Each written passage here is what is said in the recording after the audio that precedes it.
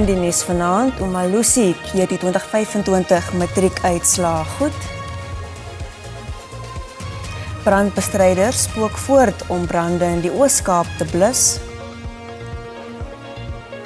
En China, Rusland en Iran gooi anker in Suid-Afrikaanse water vir vlootoefeninge.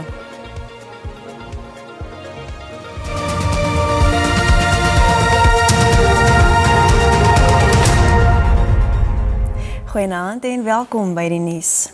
Die Raad vir Gehaltebeheer in Onderwys, Umalusi, het die groen lig gegee vir die bekendmaking van die matriekuitslae van 2025. Die Raad het wel kommer uitgespreek oor die 7 eksamenvraestelle wat aan 'n groep leerdlinge in Pretoria uitgelek is. Omdat slegs 40 leerdlinge egter betrek word, is die algehele geloofwaardigheid van die matriekuitslae nie in gedrang gebring nie. Umalusi het die media in Pretoria toegespreek. Umalusi se voorsitter, professor Yunus Balim, het die bekendmaking van die 2025 matriekuitslae goedgekeur en dit as geloofwaardig verklaar. Umalusi Council congratulates the class of 2025 who have succeeded in these examinations. Words of appreciation are also due to their teachers, their parents, their guardians, and all those who have supported the learners throughout their journey. Net meer as 1 miljoen kandidaat het verlede jaar die matriekeksamen afgelê. Ongeveer 17,000 kandidaate het die onafhanklike eksamenraad se eksamen geskryf, terwyl meer as 900,000, ongeveer 90% van 2025 se matriekleerlinge, die nasionale senior sertifikaat eksamen afgelê het. Having studied all the evidence presented, including the report of the National Investigation Task Team, the Executive Committee of Umalusi Council concluded that the examinations were administered largely in accordance with the regulations pertaining to the conduct, administration and management of the National Senior Certificate Examinations. Volgens Umalusi sal slegs die 40 leerdlinge wat by die uitlek van die 7 vraestelle betrek word, se uitslae teruggehou word. Umalusi wants to assure the public that the breach was localized and therefore cannot dent the overall credibility of the 2025 NSC results. This leak took us by surprise, mainly because, of course, I think it's the first time we've had an internal leak. And so clearly we need to put systems and processes in place that will attend to those kind of problems. Umalusi het ook sy tevredenheid uitgespreek dat daar geen politieke inmenging by die matriekeksamens was nie. Die minister van basiese onderwys, Siviwe Kwagube, sal die 2025 matriekeksamen uitslae op 12 Januarie bekend maak. Die getal matriekleerlinge wat betrokke was by killery in die eindeksamen het amper verdubbel van die vorige jaar. Dit is volgens die Departement van Basiese Onderwys wat bevestig het dat vraestelle in die eksamen deur een van sy werknemers uitgelek is. Volgens 'n tussentydse verslag wat vandag deur die Nasionale Ondersoektaakspan bekend gemaak is 2 werknemers van die departement voorlopig geskort.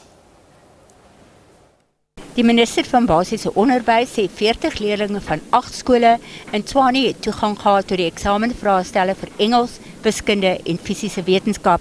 Hulle uitslae sal teruggehou word hangende die uitslag van 'n onafhanklike ondersoek.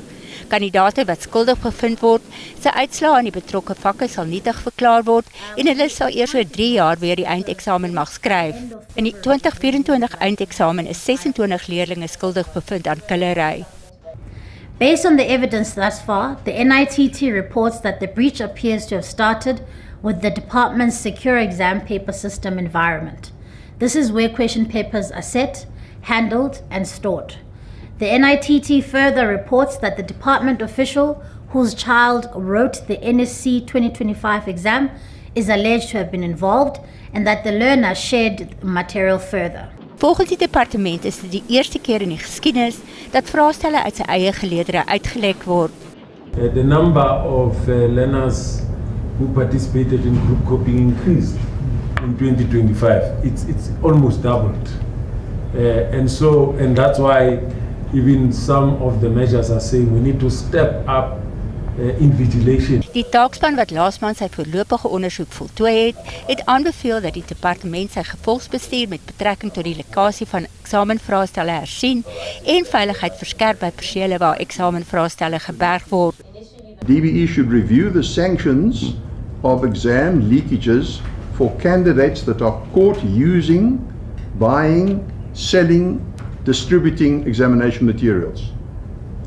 And they should review those sanctions to include criminal charges because some of the learners are already adult, over 18.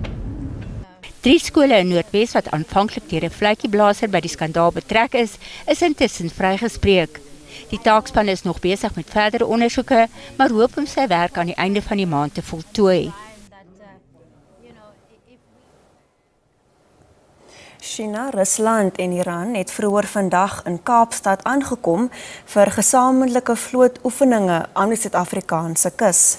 Die oefeninge is deel van die Exercise Will for Peace 2026 projek, 'n inisiatief wat beskryf word as die versterking van die BRICS Plus lande se maritieme samewerking.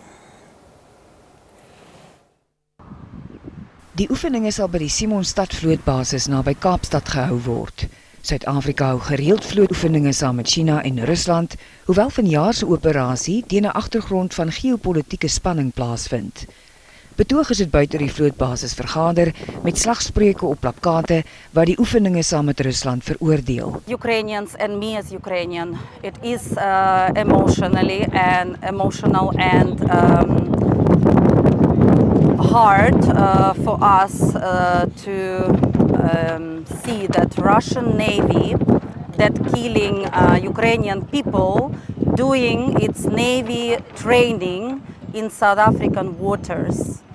So we ask South Africa stop cooperation with Russian Navy training because that is a part of Russian military and army that kills peaceful Ukrainians and attacks with aggression sovereign country of Ukraine.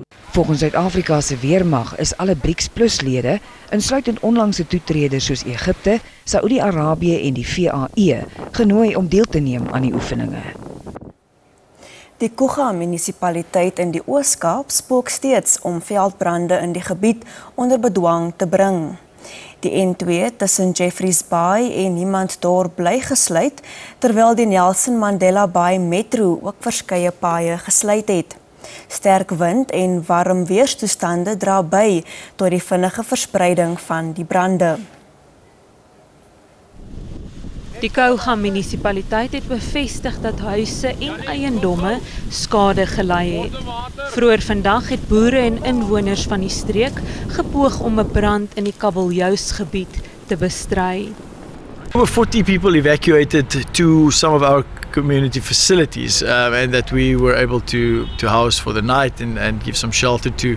There are more people that evacuated, but they were able to go to a friend or family's house and so forth. So exact numbers are very hard to give you, but those that came to our facilities were about 40 people. 'n Ligte vliegtuig is vanuit Mossel Bay gestuur om met die bestryding van die brand te help, terwyl vrywilligers van die omliggende gebiede die brandbestrydingsvliegtuig met water help vul het. Gift of the Givers het watertankwaans vanaf Adelaide gestuur. The speed number one of this plane is very sufficient. The areas, as you say, where this fire is taking place is hard to reach and most places totally inaccessible places. So yes, it's a big relief. Boere en inwoners van die Kabeljauwsgebied bestry moedig die brande met beperkte waterhulpbronne. The initial focus was to just get the fire under control, and it shifted all of a sudden with the winds that picked up. It shifted all of a sudden to the homesteads and just getting everybody in such a state that their houses doesn't burn down. For instance, this farm is about a 300 hectare farm and 90% of the grazing has been burned down already. So we're just focusing on the houses, and up until 3-4 o'clock this morning everybody was still involved. Intussen het die Suid-Afrikaanse Weerdiens 'n rooi vlak 4 brandgevaar waarskuwing vir die Nelson Mandela Bay Metro, die Sondagsrivier, Ndlambe, Kouga en Koukama munisipaliteite uitgereik.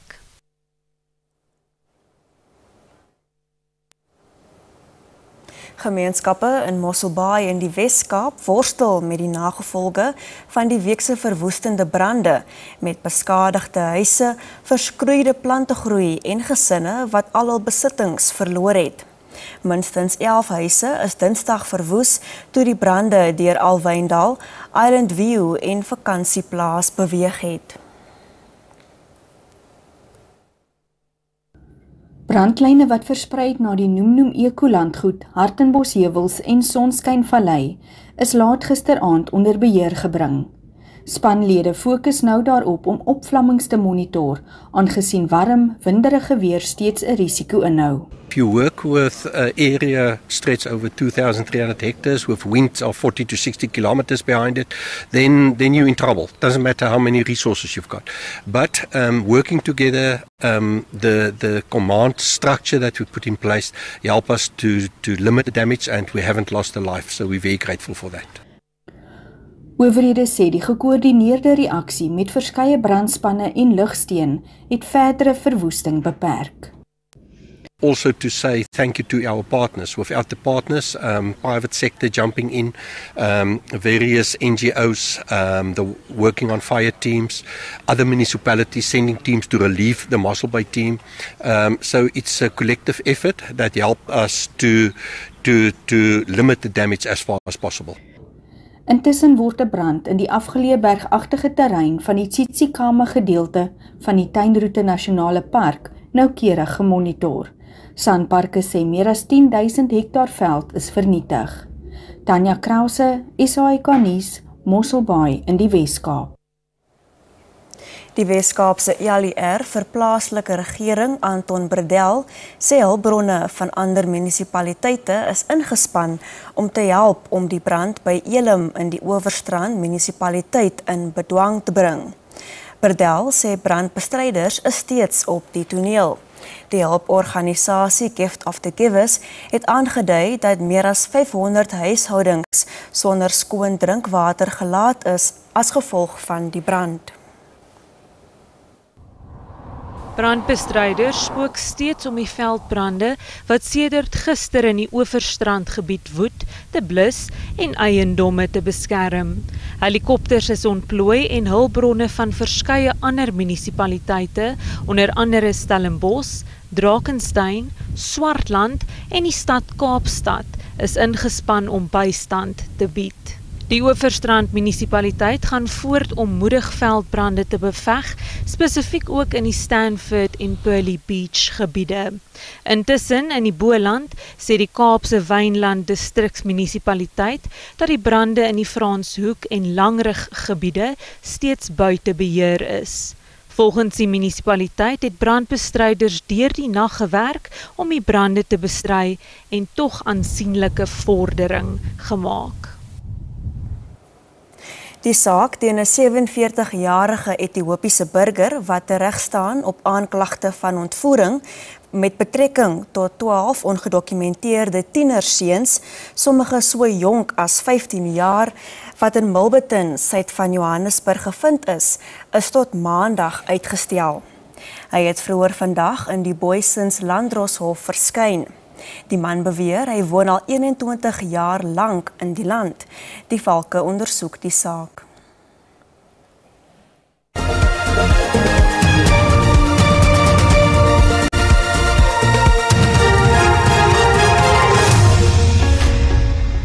Owerhede in Iran het die land se internetverbindings afgeskakel te midde van wydverspreide betogings. Die onrus word gesien as die grootste sedert 2009 toe verkiesingsuitslae betwis is. Betogings woed reeds vir die 13de agtereenvolgende dag. Die Iraanse opperleier, die Ayatollah Ali Khamenei, beskuldig betogers daarvan dat hulle in opdrag van die Amerikaanse president Donald Trump optree. Die Russiese weermag het bevestig dat 'n hipersoniese Oreshnik-missiel gebruik is tydens 'n grootskaalse aanval vroeg vanoggend op Oekraïne. Oekraïne se binnelandse veiligheidsdienste sê hy sien die aanval as 'n oorlogsmisdaad.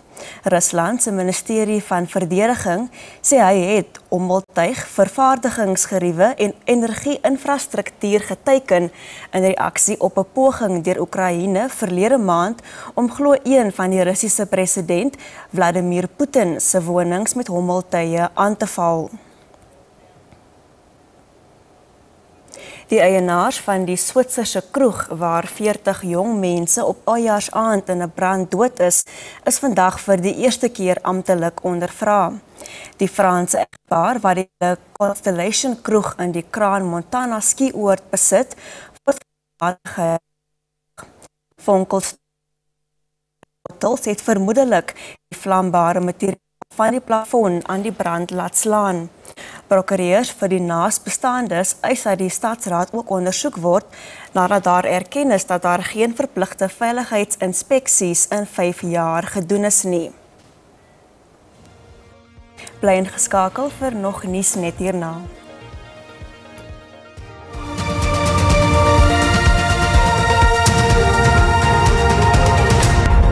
Die tafeldryf en rozynebedryf in die land het uitstekende seisoene gehad.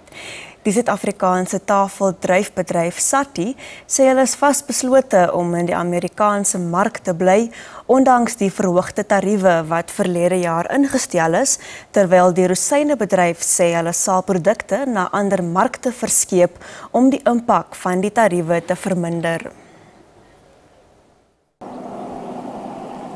Die oes van druiwe vir rosyne is in volle swang. Hulle verwag steeds 'n uitstekende seisoen vanjaar. Die aanvanklike oeskatting was hier rondom 110.000 ton vir die bedryf. Ons glo daar is definitief verliese weens die haal en die donskimmelskade wat daar gebeur is. So ons is nog positief dat ons hopelik by 100.000 ton sal kan uitdraai. Die tafeldryf oes wat 'n rekordseisoen in die 2024-2025 seisoen gehad het, verwag ook nog 'n effense toename in produksie. Ons is nog tans besig met die oesproses. Ons trek tans by 30 miljoen 7,5 kg kartonne wat al verpak is van die geskatte 79 miljoen. Die Noord-Transvaal is besig om klaar te maak. Die Oranje rivier sal teen volgende week se einde die laaste syfers begin pak, die laaste bokse. Die oes van Diswart is baie goed. Weeromstandighede was ook uitstekend geweest. Die tafeldryfmark is intussen ietwat versadig met ysige winterweer in Europa wat tot minder verkope lei. Terwyl Europa 'n groot mark vir Suid-Afrikaanse druiwe en rosyne bly, was die FSA 'n teken van beide, aangesien dit daarna gestreef het om sy mark te laat groei. Ons grootste uitvoermark vanuit 'n Suid-Afrikaanse konteks is natuurlik Europa. Ek dink die bekommernis op die huidige oomblik is die tarief wat ingestel is in die FSA, wat ons produk belemmer, eintlik uitvoere beperk na FSA toe. Dink al ons produk wat tradisioneel na Amerika toe gaan het ons geherallokeer na ander markte. So dis natuurlik 'n uitdaging. Tariewe is om 16-30% invoertariewe aan daai kant, maar bestaande kliënte wat ons aan daai kant het, ons het ooreenkomste met hulle dra byvoorbeeld 50% van die invoerheffing en ons dra 'n ander 15% van die invoerheffing. So die vrugte word nog steeds geallokeer vir die FSA. Die weeromstandighede in die markte is redelik vol met die vrugte, as gevolg van die koue weeromstandighede wat tans in Europa en in Engeland is daar nie eintlik beweeg voete by die vrugte koop net. As gevolg van die ekstreem koue is wat hulle tans onderleef. Die rozynbedryf wil sy opbrengs tot 150.000 ton in die volgende paar jaar verhoog, terwyl die tafeldryfbedryf ook 'n skerp toename in produksie sien. Beide het die afgelope paar jaar nuwe kultivars geplant wat meer vrugte tot gevolg het. Ulrich Hendricks, SAK nuus, Kimberley, Noord-Kaap. Die plaaslike geldeenheid het vandag steeds teen sowat R16.50 teen die Amerikaanse dollar verhandel. Dis effens laer as die 3 jaar hoogtepunt wat dit vroeër die week bereik het. Die rand het die afgelope paar maande geleidelik verstewig vanweë die dollar se swakker vertoning teenoor die belangrikste geldeenhede. Ekonome sê die verstewiging kan toegeskryf word aan verskeie faktore. Dit sluit in wat beskou word as 'n stabiele politieke situasie onder die regering van nasionale eenheid en toenemende vertroue dat die land besig is om aan sy strukturele probleme soos energie en logistiek te werk. Wat ons gesien het is kommoditeitspryse is verskriklik sterk geweest oor die laaste jaar. Veral die edelmetaalpryse, so goud en platinum pryse wat baie sterk is. Veral die goudprys oor die laaste 6 maande oor die 35% versterking in die goudprys en wêreldwyd word ons nog steeds gesien as 'n kommoditeitsland. Dan natuurlik ons staatseffekkoerse, die reële koers op ons staatseffekte was baie hoog en dit het ook gelei tot kapitaalinvloeye. Ek dink verdere ondersteuning was dat die ekonomiese groeivooruitsigte vir Suid-Afrika verbeter het. Die sterke rand-dollar wisselkoers is positief vir die land vanuit 'n invoerperspektief, maar vir uitvoerders kan dit probleme oplewer in die kort termyn, aangesien dit kan beteken dat hulle minder vir hulle produkte in die buiteland kry. Hoewel ekonome positief is oor vanjaar se groeivooruitsigte en toenemende vertroue in die plaaslike markte, waarsku hulle dat die huidige geopolitiese spanning in baie dele van die wêreld 'n negatiewe invloed op ontwikkelende ekonomieë soos Suid-Afrika kan hê.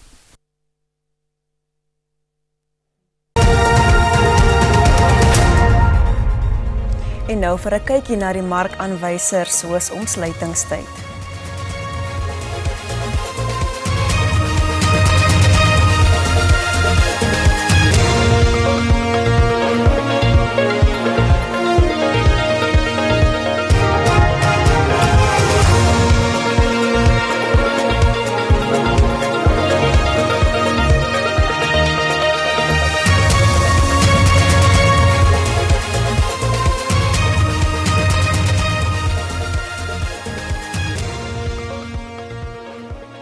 En die dag se sportnuus volg net hierna, bly by ons.